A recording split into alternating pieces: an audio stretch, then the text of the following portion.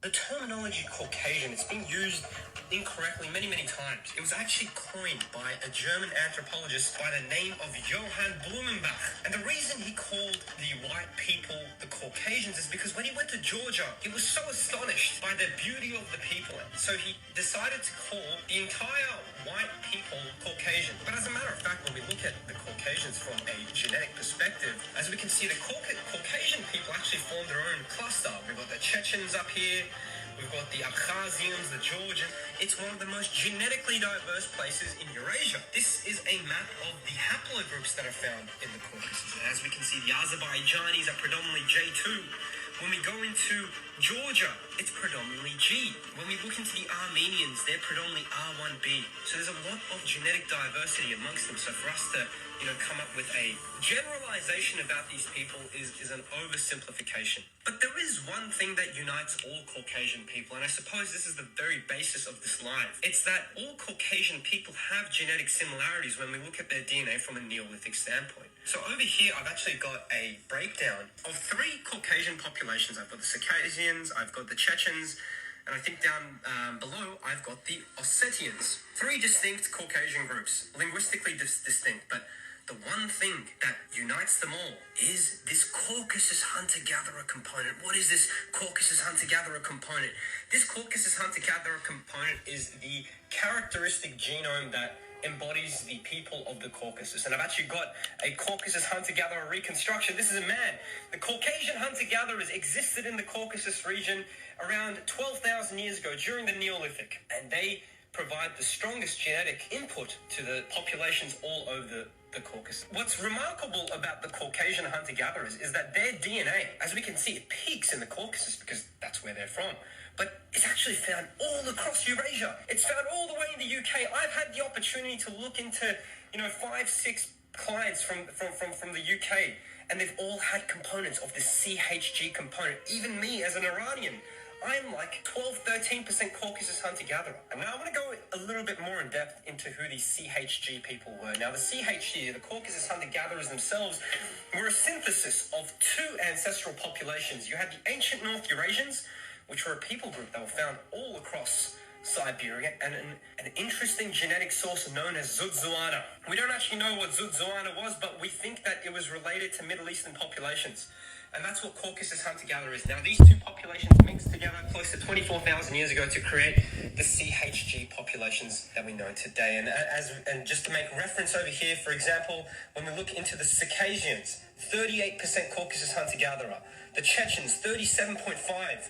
The Ossetians, I can't actually read what is written there, but they're very, very high in that component as well. So we've just established that the main genetic component within all Caucasian, the thing that unites them really is this Caucasus hunter-gatherer component. Now, if we actually look at this breakdown in more detail, we actually see the second highest component is Pontic-Caspian steppe. What is that? Pontic-Caspian steppe. The Pontic-Caspian steppe people coincide with the Indo-Europeans, and I've actually got a reconstruction of a man who belonged to the Yamnaya culture, which is known as the progenitor of the Indo-European cultures. But what's very, very interesting is that Yamnaya actually existed with a Caucasian culture known as the Mykop culture. They played a very, very fundamental role in the entire ethnogenesis of the Caucasian people, and their art is very characteristic. This bull is very characteristic of Caucasian art. But what's interesting to note, and this is the reason why we actually see Caucasus hunter-gatherer DNA all across Eurasia, is that the Indo-Europeans themselves were actually a synthesis between Caucasus hunter-gatherer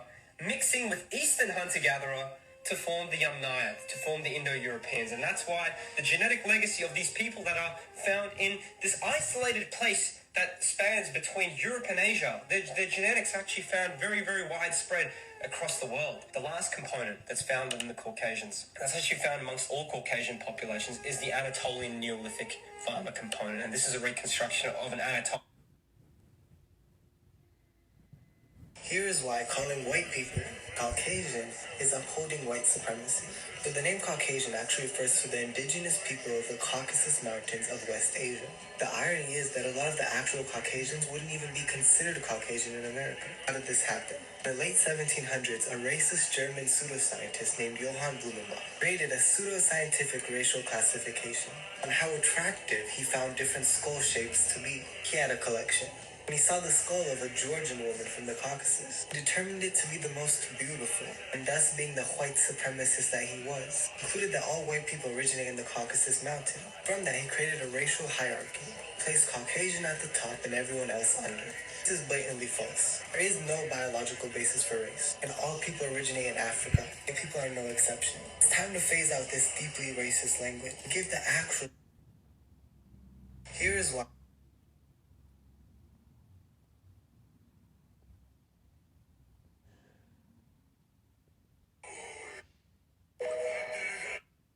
Give the actual Caucasians their regional identity back. Caucasian is not the same as white. Caucasian literally refers to the people of the Caucasus.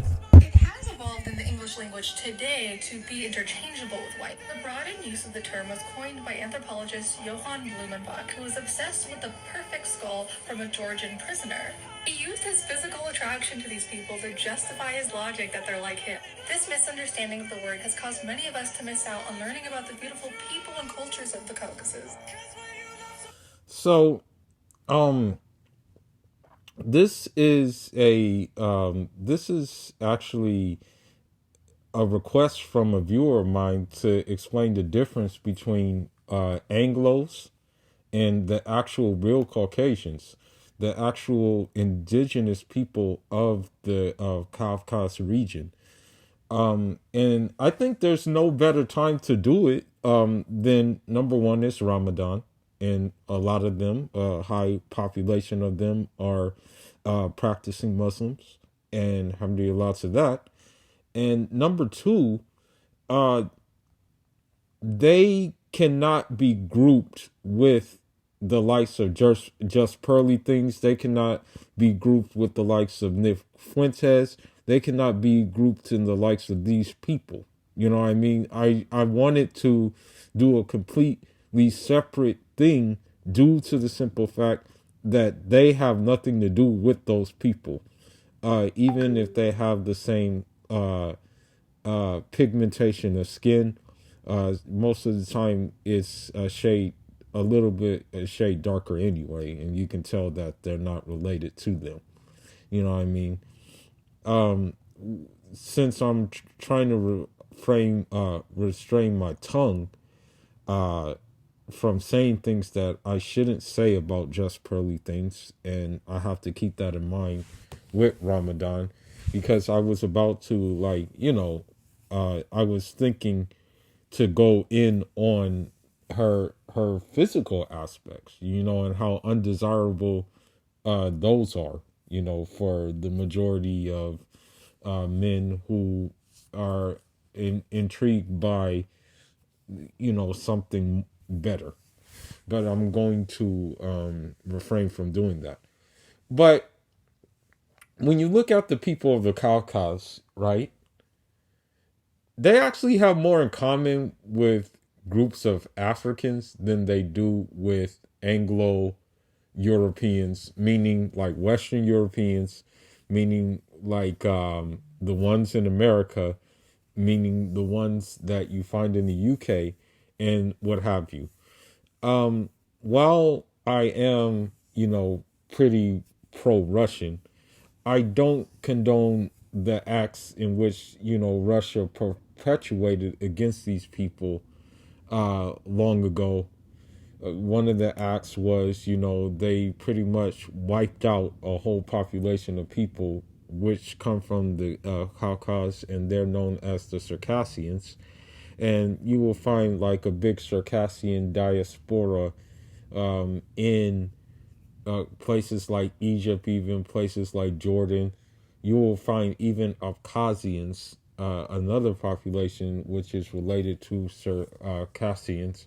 You will find them in places like Syria, even. You know what I mean? Ethnically, they're Circassians and Abkhazians, but culturally speaking, they're Arab. You know what I mean? Culturally speaking, they're Arab. They adopted the Arab language, they adopted, Arab culture, but they still sometimes maintain their own customs. You know what I mean?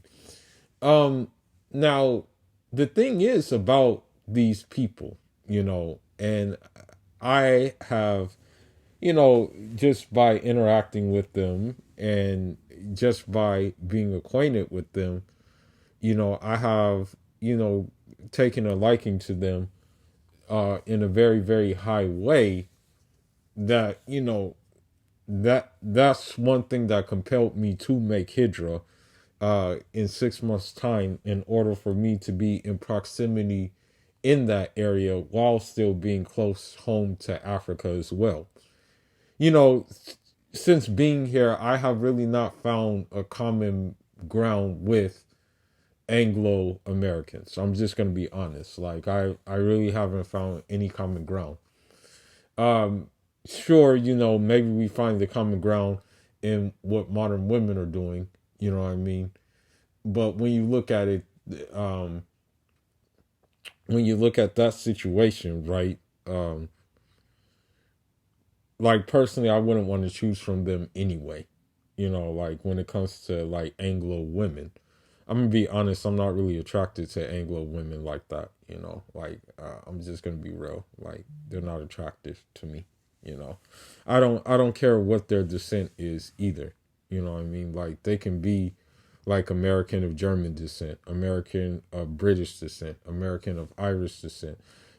Pretty much smack dab down the line, I'm not attracted to them. Even when one embraces Islam, I'm still not attracted to them. They can be blonde hair, blue eye, and things like that. I'm not attracted to them. Now, in terms of back to the Caucasian people, they are an entirely different breed of human being, and I don't mean that in a negative way. I mean that in a very positive way. Now, one example is their cultural customs, and I had to take reference from books. So let me go ahead and look at this, and um, one of the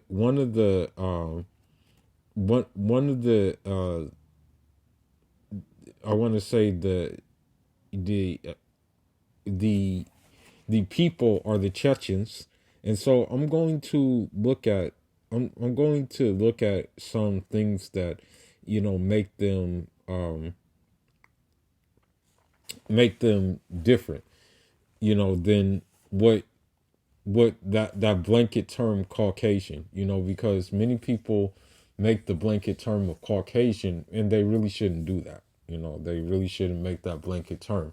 That's why me, as I said in previous videos, I don't even call people here Caucasians. I call them Anglo-Saxons, or I just call them Anglos. That's what I call them. Another thing too that needs to be said is due to the turbulent history of the authentic Kafka's Caucasian people with the Slavic Russians. One Chechen brother I know even said because of their culture and customs, because of their adept their adept mastery of sports, because of their rhythm, because of their dancing, because of their athleticism. Slavic Russians will sometimes have a slang word that refers to them that would translate to Negro in our in the English language lexicon. Now,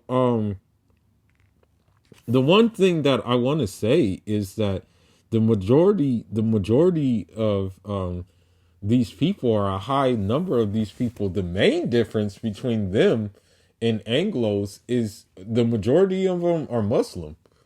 Um, you know, they practice the Hanafi and the Shafi madhahib, the schools of thought, with the sprinkle of tasawwuf, or spiritual purification, which is also known as Sufism, right? So that's the first main difference between them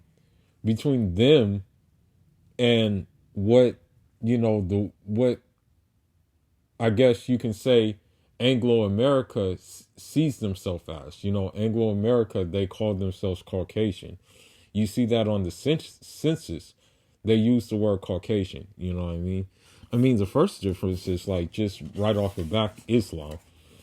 And no disrespect, I'm not trying to make any disrespectful video or anything, seeing that we're in the month of Ramadan, but how many like Anglo Muslims do you really see coming into Islam in drones? Let's just be honest. The same way that, Hoteps will say, oh, Islam, you're following the religion of the Arab oppressor, this, that, and the other, Caucasians will say things along the same lines and will say that this is a religion that is like very oppressive, right? Now, let me go ahead and show something too. You know, another difference is that, these Caucasians, they actually have customs and traditions. Like when you look at, and I hate to say this, but when you look at customs and traditions of Anglo Americans, be it or just Western Europeans, sure, they have customs and traditions, but most of their customs and traditions have been like to pillage, steal, kill, and destroy, and imprint the language that imprint like their language upon on a worldwide level. You know what I mean? So in terms of the Chechens, they have like Nokshala, which means like basically like a state of like being Chechen. You know what I mean? It's basically an honor code, right? It's basically an honor code, basically. Now, for example, we'll use the example of a Chechen. A Chechen may entrust his life to a Georgian, and he is of the expectation that his life will be protected as long as he is under that with a fellow Caucasian. Let's be honest. In America, when you look at a cop, protect and serve, if that cop is not the right phenotype, sometimes that cop will end up shooting another cop and sometimes arresting another cop as well. You've seen that, one time there was this guy from, I think he was from South Sudan. He was an FBI agent. The Anglo cop proceeded to arrest him, not knowing that this guy is actually higher upper than him in terms of the totem pole of law enforcement. Okay. Let me see.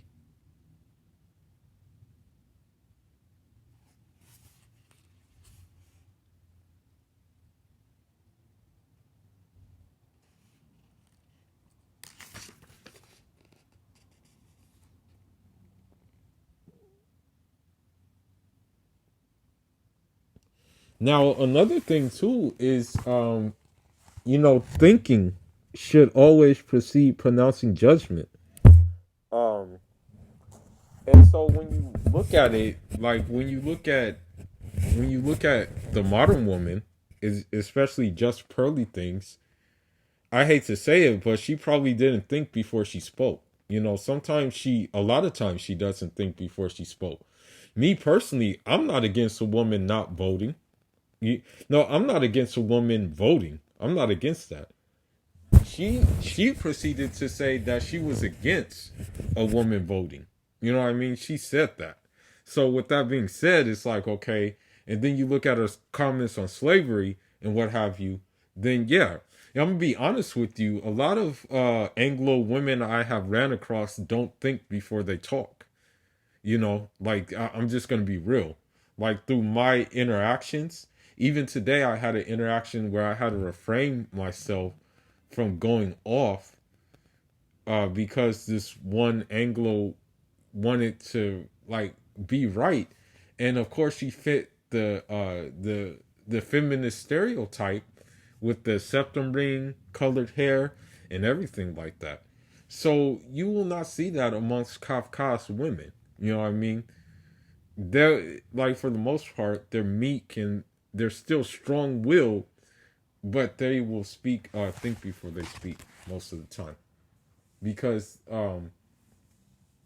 they know that, you know, if they don't do that, then they it's gonna be all bad if they don't do that, right? Now also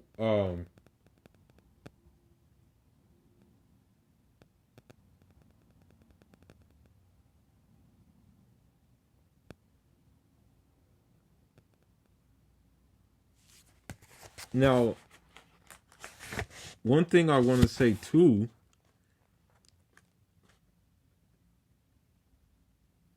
is when it comes to even like the courtship of these people, it's not just yay, yay, go hook up, go live your best life, go be a feminist, my body, my choice. It's not that with them, okay?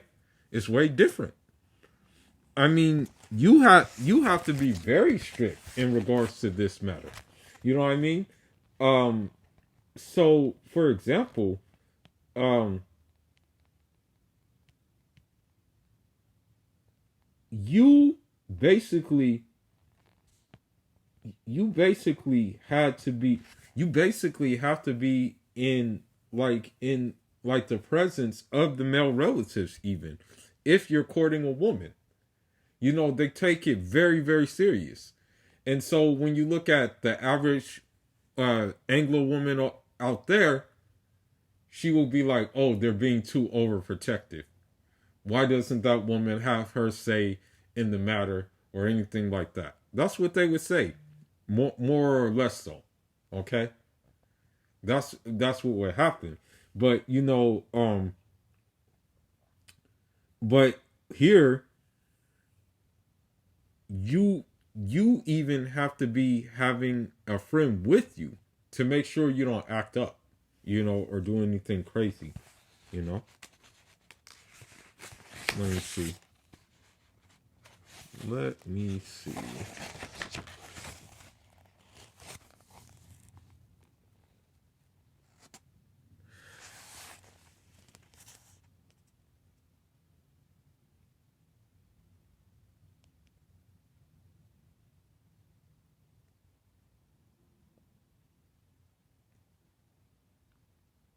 Now, another thing too is you know, polygamy due to Islam is allowed, and you know, more or less so they wouldn't allow that here. You know, that's just one of the other difference. You know, let's see, I want to do something else.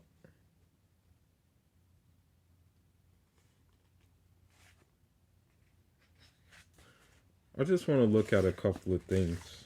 There was something that stuck out to me a lot.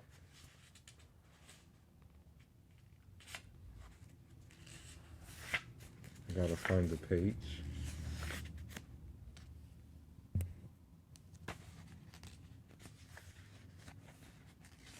Okay.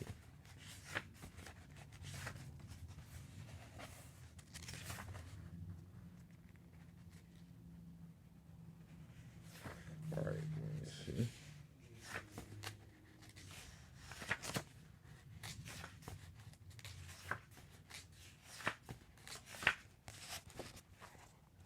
Yeah, this is going to be a long um this is going to be a long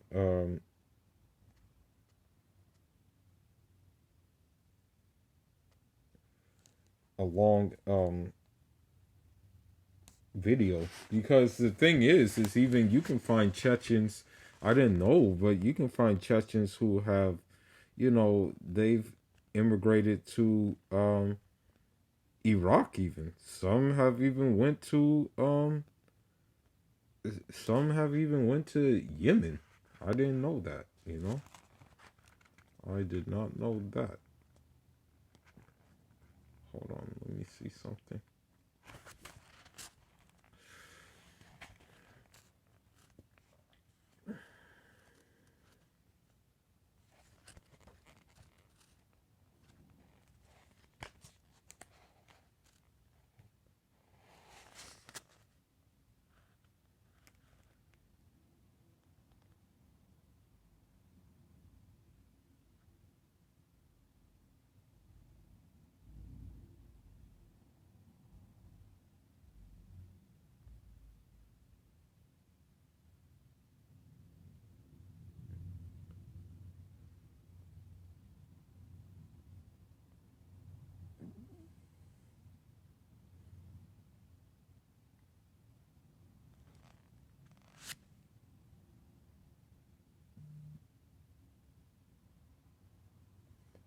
All right, so let me look up this word real quick. I've never heard of it.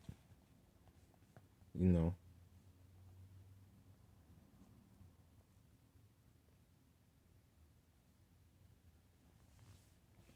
and perhaps tomorrow I'll do another video on, or I'll actually go live tomorrow, more or less. So I'll probably go live because I'm gonna dig deep into this rabbit hole. I think this may be a series because, you know, um, as much as I dislike the Pookie Ray Ray 304 culture, I also dislike the dominant culture of this society too, which is largely based on Anglo values. I dislike that as much as the latter that the former that I named.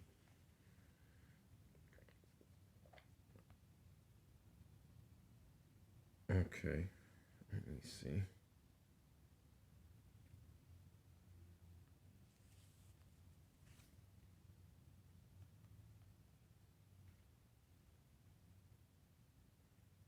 Okay, let's see what that is.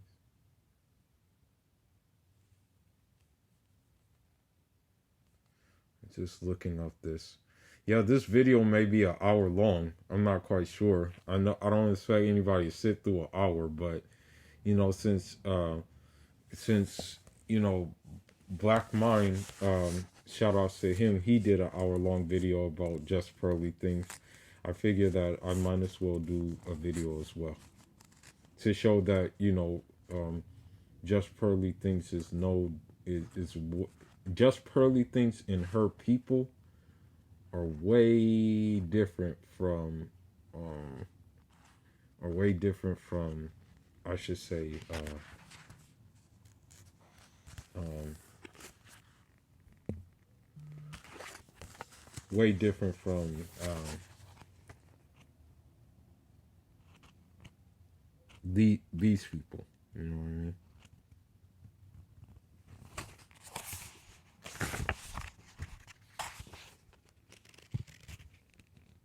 Now, another thing too about these people is that unlike Anglo people, some of them may have Turkic blood as well. So that means like people like that you see in the steppe regions, like in Kazakhstan, Uzbekistan, Kyrgyzstan, Turkmenistan, Bashkortostan, Tartarstan. All these places they may have some admixture with them as well. I don't know any Anglo who has admixture with a Turkic person. And I'm not saying that it's an insult, but I just you know what I mean. I just basically am saying that. You know.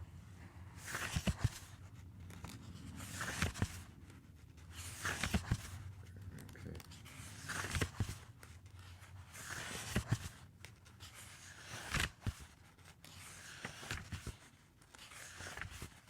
I'm looking for something. I gotta find it. because this is like a history book. Okay.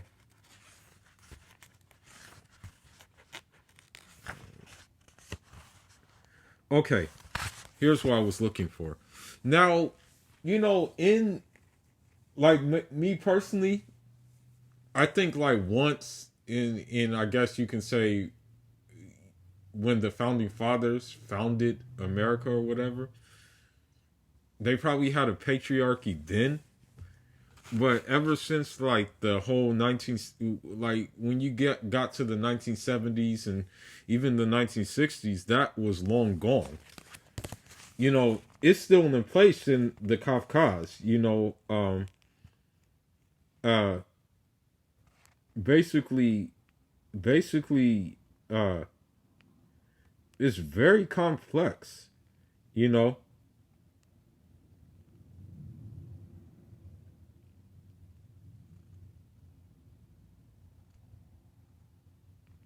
so let me see.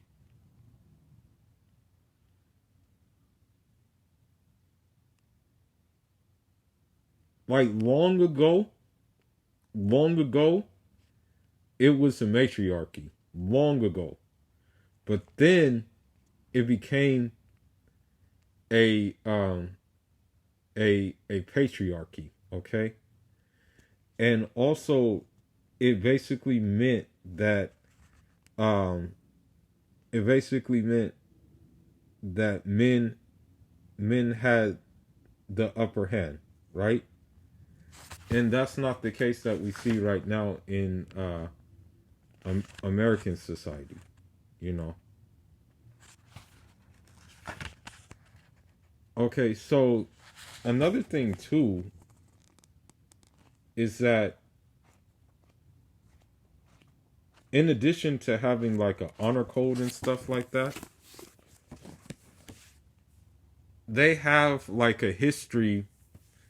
Like when you look at the history of, like when you look at Anglos, they really never had a history of resistance. Like when you really look at it, the French Revolution, for example, it pretty much was just Anglos versus another set of Anglos because they wanted to take power. They wanted to take control over the. They wanted to take control over due to the simple fact that a monarchy had most of the control over the resources, this, that, and the other.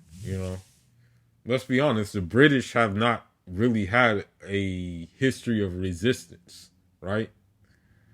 The only time that America became resistant is when they wanted to free themselves from the British. But then after that, it was like Americans never really had resistance. They never really wanted to break away or do anything of that nature.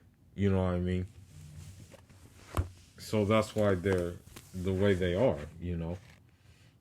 Let me see what else.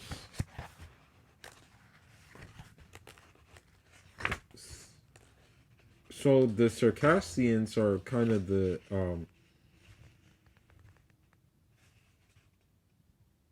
are the same thing. It's kind of like the same situation. Now, long ago they ran under a class system, right?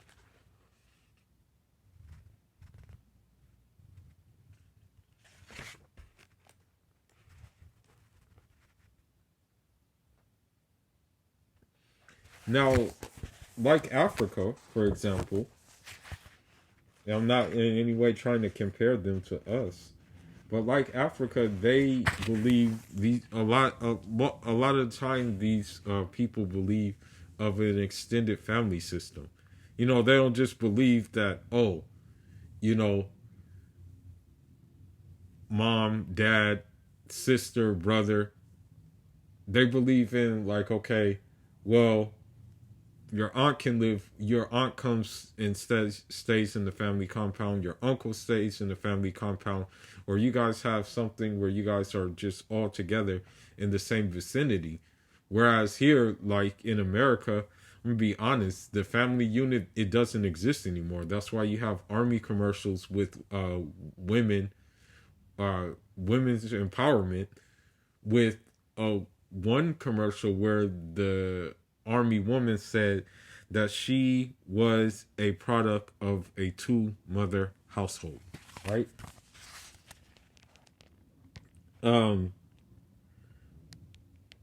Now another thing too is that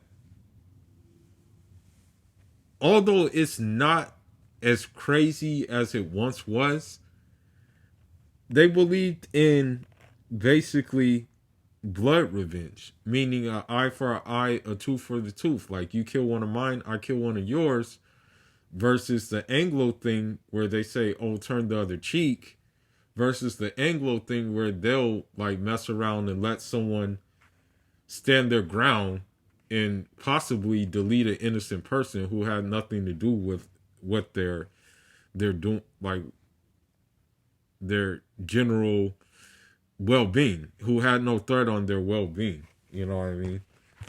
So let me see.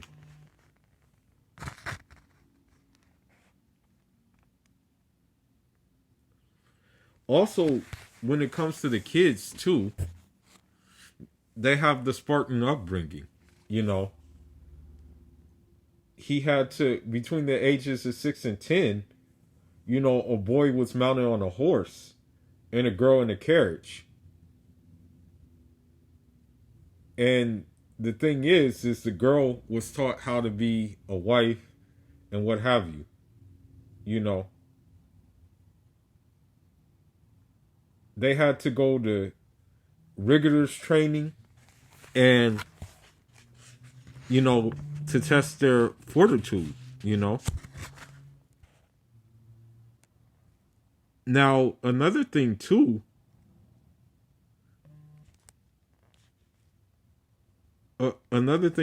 is that, and I'm reading about circassians this time around.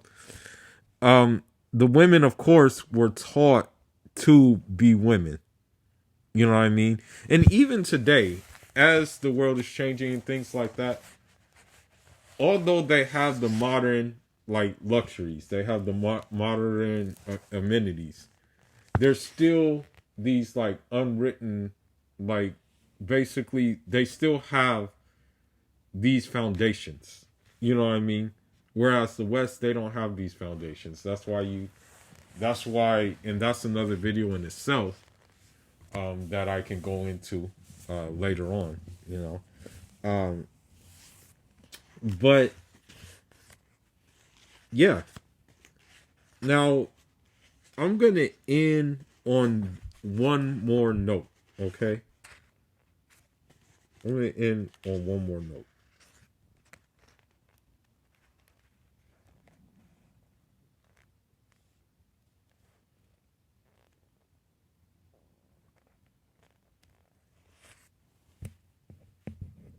Just give me a minute.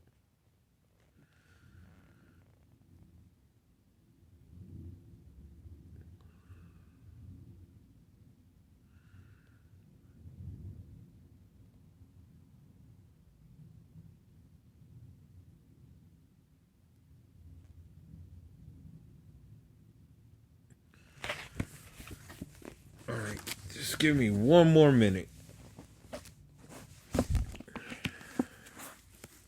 I recommend this book, by the way, too. That's what I'm saying. That's the dangers of monk mode, and this is what I regret about monk mode.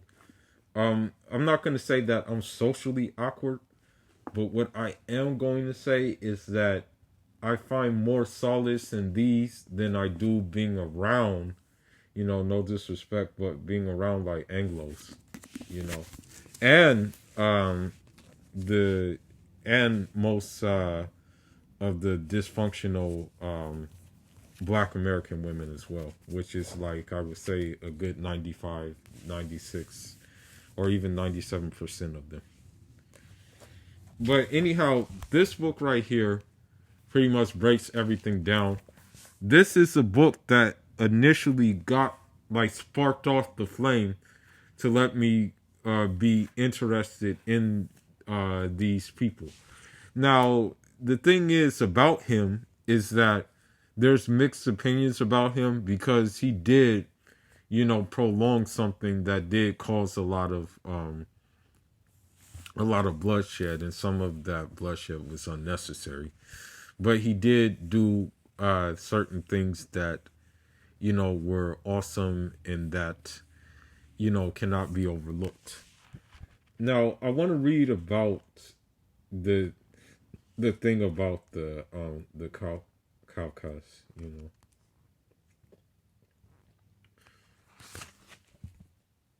One of the main things is that these people actually have tribes, okay? These people actually have tribes. All right. For example, you have Georgians, right? You have let me see.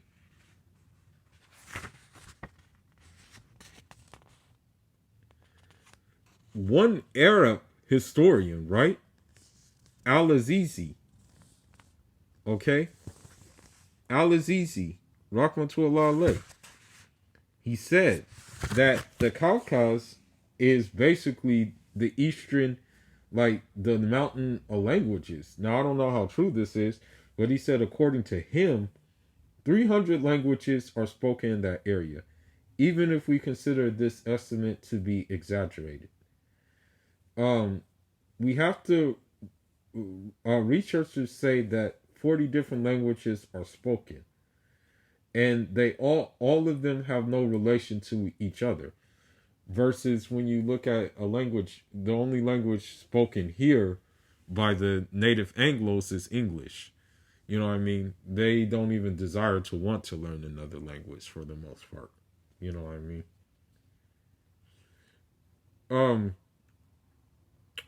Let me see.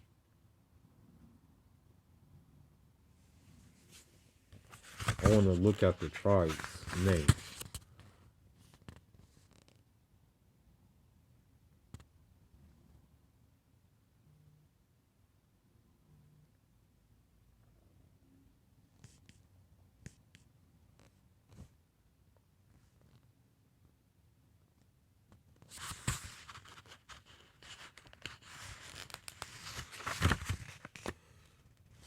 All right.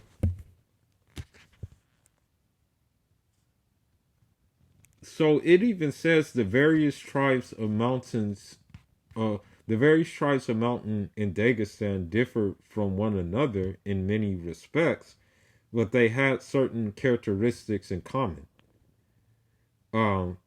They are described as intelligent, patient, able to read others' minds at a glance, and judge them at word, strictly honorable, living true to the ideals of Islam. In eating and drinking, they were noted for extreme austerity, and they took but little sleep. It is scarcely necessary to add that they were extraordinarily brave. They considered martyrdom very superior.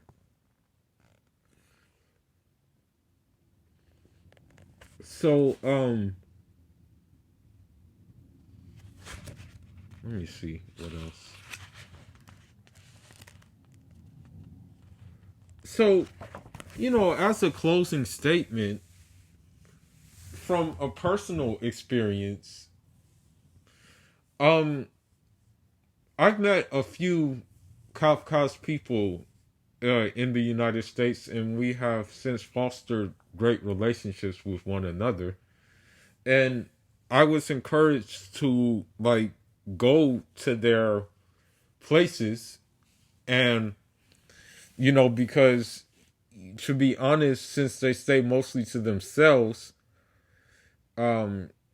they really didn't have any malice against me or anything like that. And they looked at me as a Muslim. As a matter of fact, they have more contempt and more malice against the Anglos than they ever have with like an African. You know what I mean? Even when I met one woman, she was Azerbaijani. Now, granted, I don't know if she was Sunni or Shia, but we hit it off pretty greatly. You know what I mean? Unlike the women here, she was emotionally centered. She was calm, cool, collected. And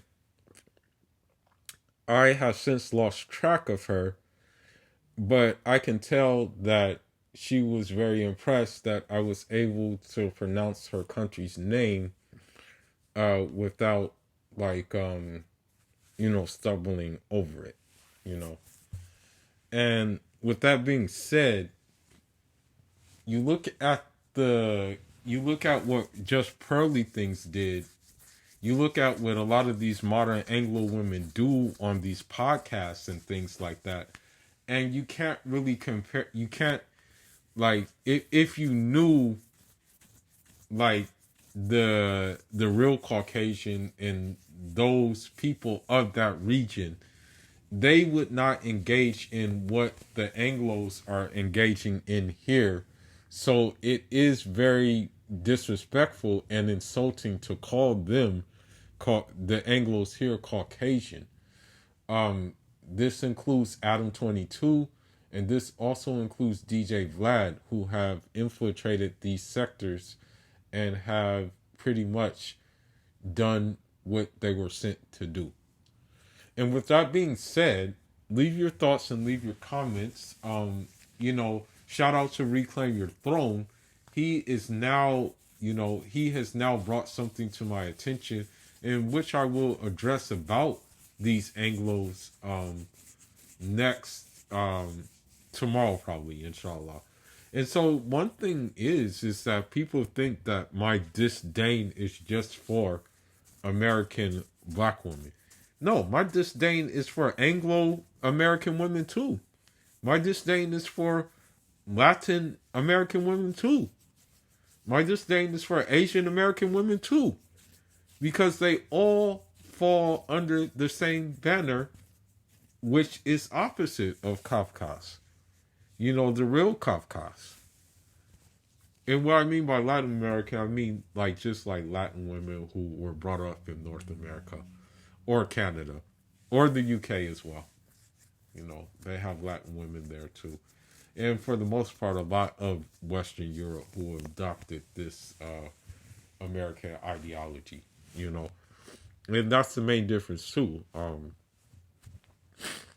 The Kafkas people don't, they embrace and just live out their culture, and they don't try to impose their culture on others, unlike Anglo Americans or just Anglo people in general. So I hope to the guy who requested the video, I hope this breaks it down well enough for you. I hope this gives you an insight to insight. And yeah, leave your thoughts and leave your comments. It's been about an hour.